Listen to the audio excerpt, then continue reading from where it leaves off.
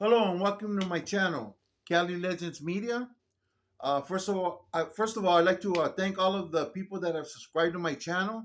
Thank you very much. You've done me proud. And those of you who haven't, I want to ask that you please hit that subscribe button, that like button, and that notification bell. That will really help me to help my channel to progress. Okay. Okay. So today's video is going to be about a situation that happened in the LA County Jail. Now, you know, LA County Jail has several different facilities. They got the Twin Towers, they got the Old County, they also got Medium North, they got South, they got Minimum, they got East Max, and they got Super Max. Okay. I've done time in all of them, you know, different amount of time. Some of them a year and a half, 18 months, 16 months, 3 years. Um, yeah, I spent a lot of time in LA County jail system. Okay. Well, today's story is going to be about East Max. East Max was a it was a crazy looking place. Okay, that's the only part of the jail at the time that had towers. Okay, they had guard towers with COs up there with guns or rifles or whatever the hell they had, you know. But they had guard towers. Okay, we had dead weights. There was weights on the yard. There was horseshoes. You know, it's a cool place to do time. If you had to spend some time, you had a place to work out. And what even made it even better is that they had all the good vocational schools, training, you know, whatever you want to call it. They sold the suits, the uniforms for the inmates. They sold the shoes for the state. You know, the old states that the homies would come home with sometimes, all shined up real nice with Cordovan shine. They had the print shop, graphic arts. They also had the bakery. The bakery was a real big thing because they had where they made the donuts for the entire facility and for LA County.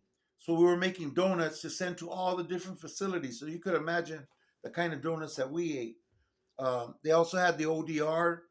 It was called the topside mixers, where they mix the dough and stuff to make the pastries, the roscas, for not only the inmates but also for the deputies. The blueberry, the cheesecake, all the good stuff. Okay, and what other vacation did they have? Well, of course, if you worked in the kitchen, man, you had it going on. Especially if you had ODR, the officers' dining room. You ate like a king. You know, you ate whatever they ate. You get up in the morning, you go in there, you mix yourself 6 eggs with some oranges and bananas and milk, and you down your drink, and man, you were fortified for the day for your workout. Anyways, this video is not about all the little goodies that we were able to get, like, our uniforms all Bonnaroo to go to visit with our shiny shoes and all that. This is about an incident that happened in the kitchen. Well, not even in the kitchen, but in the inmate dining room. Okay, we used to have to walk from the different dorms. You know, they call different dorms different times to walk down to the inmate dining room. Okay, so one morning, uh, we get up. We had a routine. Okay, I'll get into this more later in another video, but we had a routine where the inmates will get up, we get dressed, we make our beds, and we get ready for chow, right?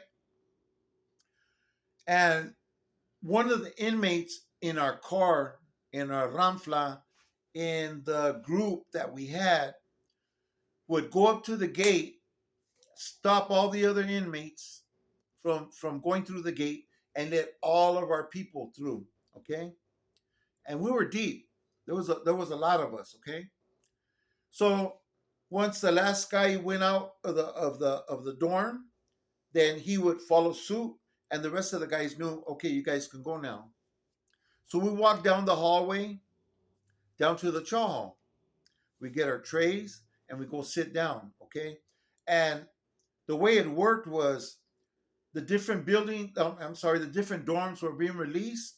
And as you go in, you fill up the different rows of tables, okay? And as those tables got filled, you'd all be eating. And there was these inmates that were employed there to work in the chow hall who either brought you juice or coffee. They had these big pitchers where they would bring full of coffee or juice depending on what meal it was. In the morning, we always had coffee, okay?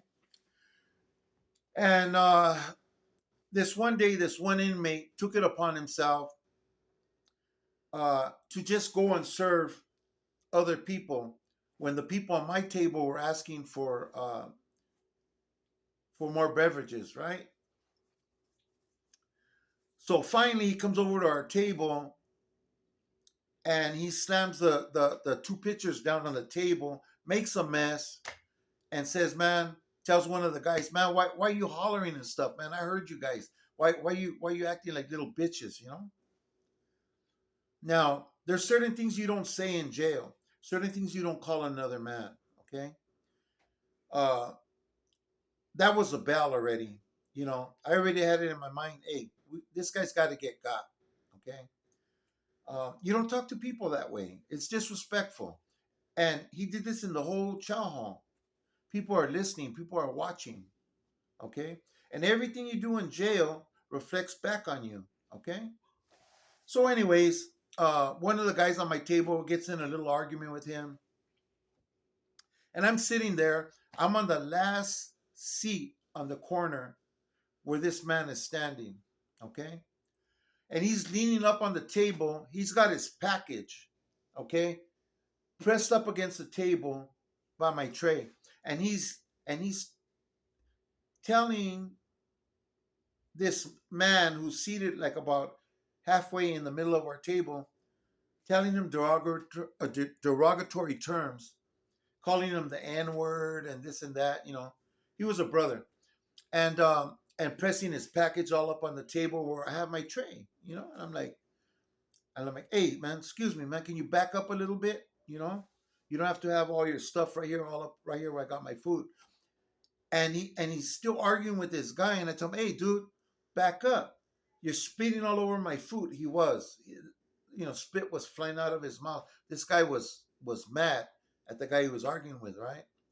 So finally, I got loud. I say, "Hey, man, back the f up, man. What's wrong with you?" And he turns around and he tells me, "You know what? F you, ese. You know what? Like, what do you want to do?" And I just put my head down, and I'm thinking, man, this is gonna be all bad. But you know,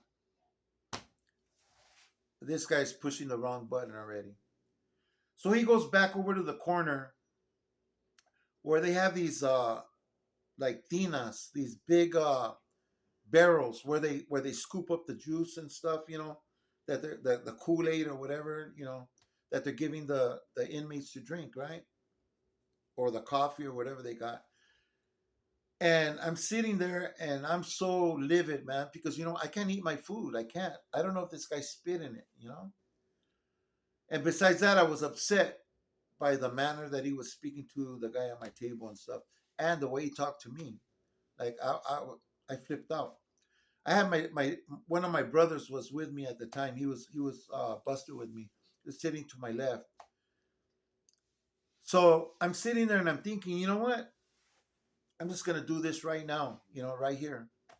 So I get up and I start. You know, okay, this is the way it works. The way the tables come in, they're in rows. So you fill up this table, you fill up this table, you fill up this table, you fill up this table, right? And it goes, you know, so forth. And when the officer tells you it's time to pick it up, you got to pick it up and go empty your tray and get back to your dorm, right? So when I got up,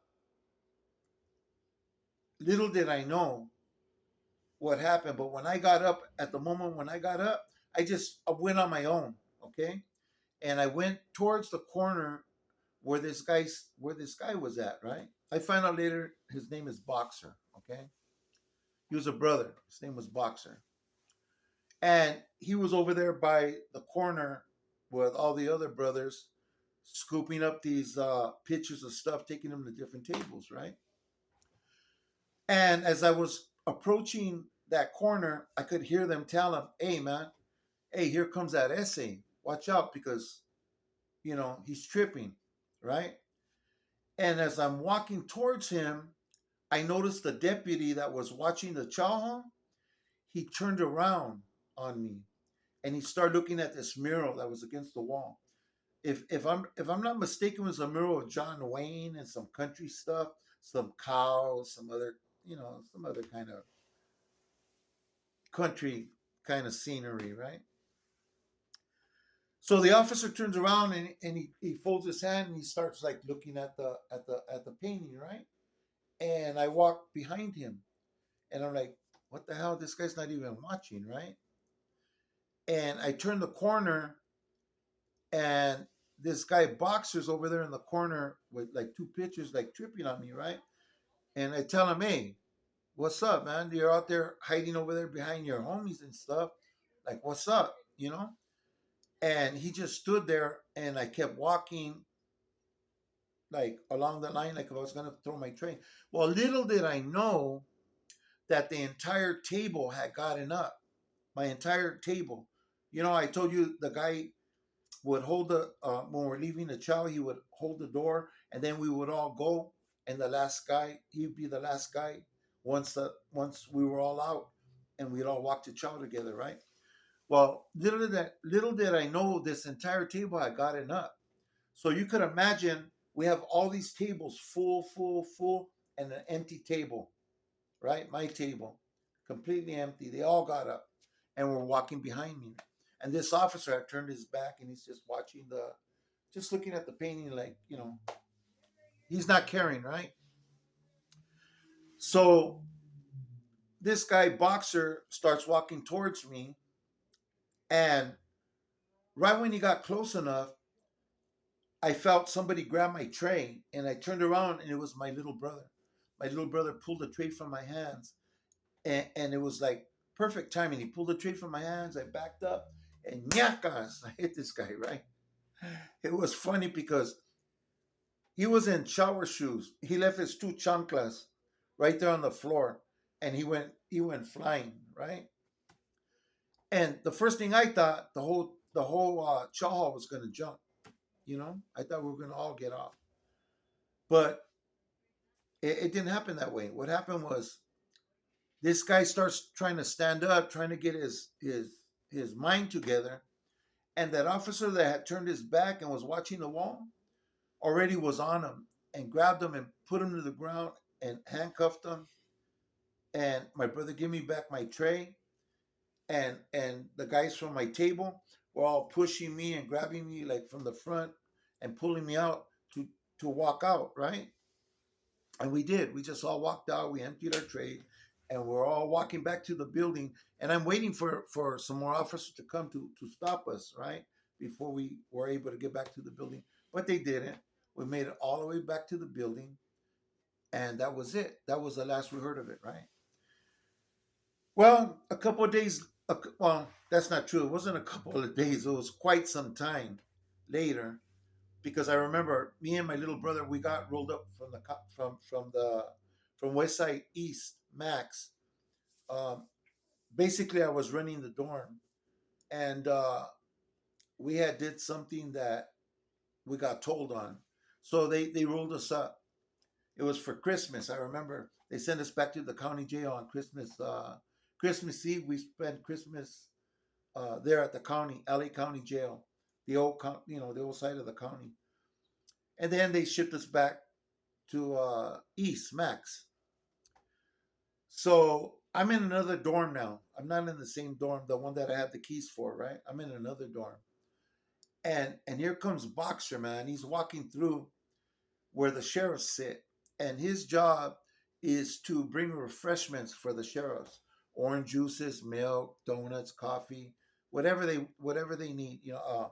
Roscas, rolls, cinnamon rolls, pastries, whatever, right? And my bunk was right near the security gate, right? So I seen him, I spotted him, and I sat up, and he calls me over to the security gate. He goes, hey, SA, come here, SA. And he calls me to the security gate. So I go over and I'm like, what's up? He says, hey, man, I just want to apologize, man. I was out of line. I was acting up. I realized, I realized what took place was all my fault. I just want to offer my apologies. And I thought that was pretty cool about him. Like that's a real man that could stand up and offer you his apologies like that and admit he was wrong. So I told him, all right, I mean, well, don't even trip. He goes, don't even trip. Hey, I got you. And he reaches down and he pulls out this big old brown box of pastries. I'm talking about uh, what's it called? That cheese pastries, blueberry pastries, raspberry pastries, cinnamon rolls, and he sticks them under the security gate. He goes, "Hey, here you go, man." He goes, "Hey, don't trip, man. I got you." He says, "I'll see you tomorrow." So yeah, man, like clockwork, man. Every day that he came, that the deputy wasn't sitting out in the front, man, he shoot me boxes of donuts, uh, whatever was on that little cart that he was pushing. He just offered, what you want, what you need, boom, boom, boom, and he shoved it under the gate. And I appreciated him for that. Um, yeah, he was able to admit where he fell short, and he was being disrespectful, and he knew that what had happened he had coming. And I don't know if his people had got at him or what, but I thought that was a good way for him to come at me. I seen a video the other day, where I don't remember what channel it was or what, where this brother was talking bad about Mexican gangs, and how he was involved with getting these guys regulated for using the N word and all this stuff. And he made like the Mexicans sound like we're a bunch of weenies. And that's not true. We do what we got to do. He put up some videos, of like some gangsters back in the days talking about, the barrio, and then he put up some like dorky vatos hitting the punching bag, and some other ones trying to rap, like some real weenies, like trying to rap and stuff. And he says, and this is what they've turned into. And that's not true. You need to be very careful about what you say on social media, because that's like the furthest from the truth. Mexican gangs are still dangerous. Uh, we still demand the utmost respect, and if it's not given, there's consequences. And I'm sure, even though this happened quite some time ago, it's still like that. You cannot be disrespectful. Um, I heard another little clip where this one guy was getting off. This brother was getting off about one of the big four. And like, man, why would you do that? Why would you risk getting your whole race um, in a wreck? We got to watch what we say on social media. And I can assure everybody that, I don't agree with the gang activity, and I don't agree with the young lives that are lost behind gang violence and stuff, man. That stuff is harsh for me. I want us all to prosper and to grow and to become strong men, whatever race we are. But talking like that is just, you know, it's risky. I wouldn't do it. Uh, if whoever made those little videos and stuff catch this video, please take my advice. It could turn into something bigger than you. you know. But anyways, so this little video that I did about what happened back then in East Max was just one little dumb situation that happened, that occurred over some disrespect. Whatever happened happened because of it. And later on, uh, you know, the brother came and apologized, and we ended up having a good relationship. You know, he didn't ever ask me for no money or nothing, but with what he gave me and with what I sold, I'd shoot him $10, you know, $15, you know, it was nothing to me, you know, but you know, it's just, it is what it is, you know. He was big enough a man to come to me and to make his apologies known, and I was big enough a man to forgive him and to do business with him, you know. So, anyways, I'm gonna cut this video short. Um, I just want to ask everybody to please be careful. Let's be careful with our freedom.